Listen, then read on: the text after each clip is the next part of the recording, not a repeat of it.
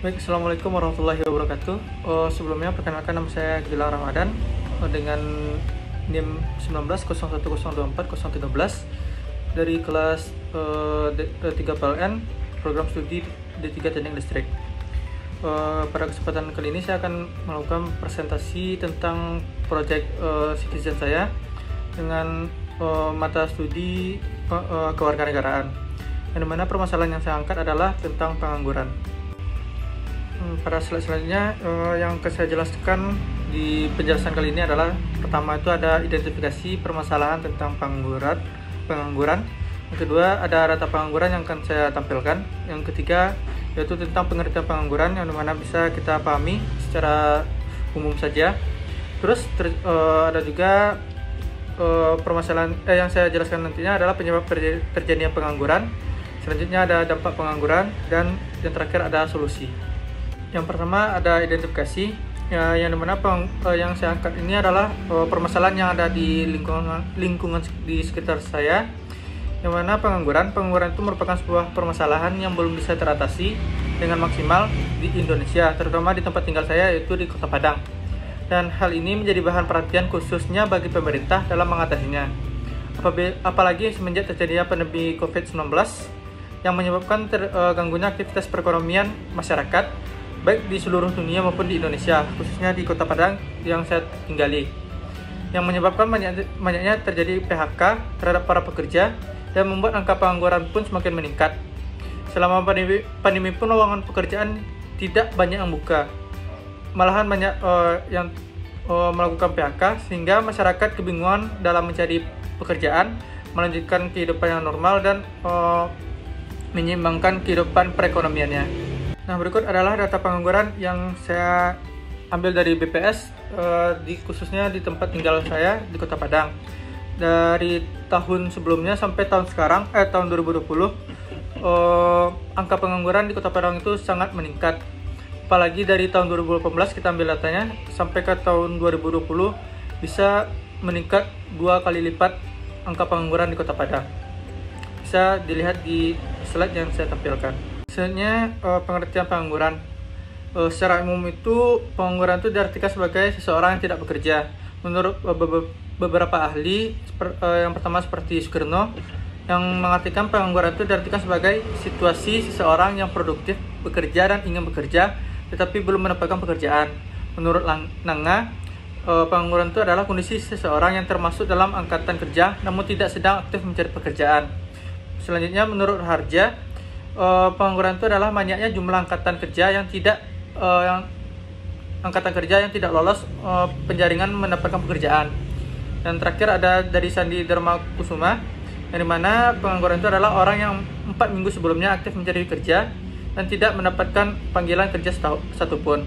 Nah, dari sini kita bisa menyimpulkan bahwasanya pengangguran itu adalah orang-orang atau masyarakat yang mencapai umur yang aktif atau produktif maupun matang yang masih belum bisa melakukan pekerjaan atau sebuah aktivitas yang bermanfaat untuk perekonomian diri mereka sendiri. Dari pengangguran tersebut ada juga beberapa penyebabnya terjadi pengangguran. Yang pertama itu adanya kurangnya pengeluaran agregat atau tidak seimbangnya pengeluaran pendapatan.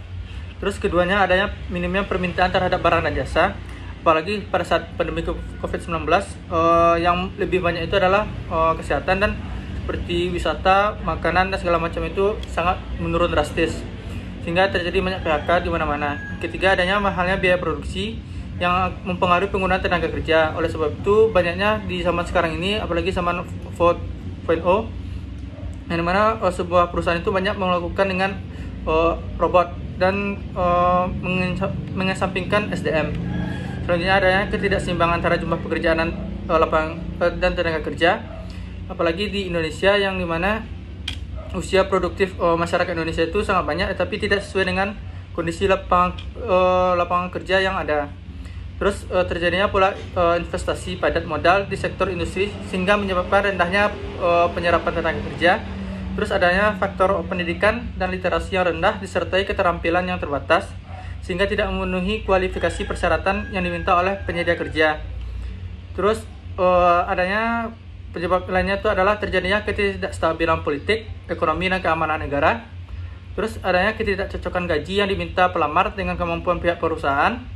Terus mentalitas yang lemah sehingga tidak berani menjadi entrepreneur karena tingkat risiko yang tinggi. Yang selanjutnya adanya diskriminasi terhadap orang yang mengalami cacat, ras, gender hingga ketidakadilan yang masih erat yang masih erat dimiliki oleh masyarakat Indonesia. Terusnya ada kemajuan teknologi yang bisa menyebabkan ketersediaan SDM untuk melakukan pekerjaan, malahan lebih banyak memakai robot yang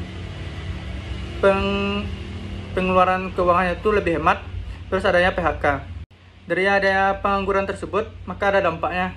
Dampak dari pengangguran pertama itu ada berpotensi membuat keuangan negara membengkak, apalagi masyarakat di Indonesia ini cukup besar, cukup banyak, sehingga negara pun memiliki tanggung jawab yang besar juga dalam melanjutkan kehidupan masyarakatnya, dan apalagi kepada masyarakat yang belum bisa menghidupi kehidupannya dia sendiri. Selanjutnya adanya meningkatkan angka kriminalitas. Dengan adanya pengangguran cukup meningkat dan lowongan pekerjaan tidak ada, maka timbullah pikiran-pikiran negatif dengan cara singkat dalam melanjutkan kehidupan masyarakat, seperti kayak mencuri dan segala macamnya. Terus dapatnya memunculkan konflik warga negara dengan pemerintah. Terus adanya dapat menyebabkan kesenjangan sosial, ekonomi, dan kesempatan bekerja. Dan di sini bisa menimbulkan pemikiran-pemikiran dari si kaya dan si miskin. Terus dapat juga menyebabkan seseorang kehilangan keahlian dan keterampilan karena tidak diasah, karena tidak bisa mengasah keterampilan tersebut di dunia pekerjaan. Terus meningkatnya angka kemiskinan. Selanjutnya menyebabkan juga kondisi politik negara tidak stabil. Terus selanjutnya meningkatnya konflik dalam rumah tangga. Nah, dari hal tersebut maka ada solusinya juga. Setiap permasalahan pasti ada solusi. Seperti kayak pengangguran ini, solusinya itu yang pertama membuka lapangan pekerjaan yang sesuai dengan keterampilan masyarakat masing-masing. Terus meningkatkan peredaran modal usaha yang dibantu oleh pemerintah maupun pihak swasta lainnya. Terus menempatkan pencari kerja di tempat yang tepat sesuai dengan keterampilan, keahlian yang dimiliki oleh masing-masing masyarakat. Terus melatih para pencari kerja untuk membuat usaha sendiri agar mentalitas mereka juga terbangun dan keahlian dan keterampilan mereka juga terasah.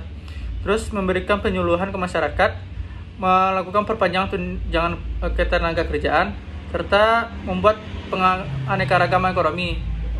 Seperti kalau misalnya sebuah kota A misalnya banyak sawahnya, berarti ekonominya berada di produksi beras maupun segala macamnya. Nah, di sana harus dikembangkan keberagaman ekonomi, tidak hanya di beras saja maupun yang lainnya.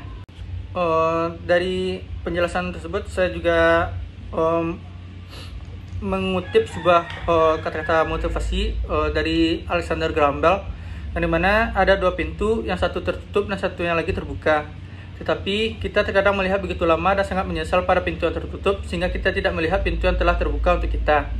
Nah, di sini maksudnya itu kita jangan terlalu fokus pada satu tujuan, yang mana satu tujuan tersebut tidak bisa menjamin kesuksesan diri kita sendiri. Maka kita harus melihat dari sudut pandang berbeda, yang mana tahu dari pandangan-pandangan lain yang menurut kita itu tidak bisa untuk kesuksesan kita, malahan yang hal tersebutlah yang bisa menyebabkan kita sukses. Nah, dari situ kita dapat menyimpulkan bahwasanya kita harus berusaha saja, hasil itu adalah bonus. Jadi berusaha itu adalah hal yang terutama di kehidupan kita.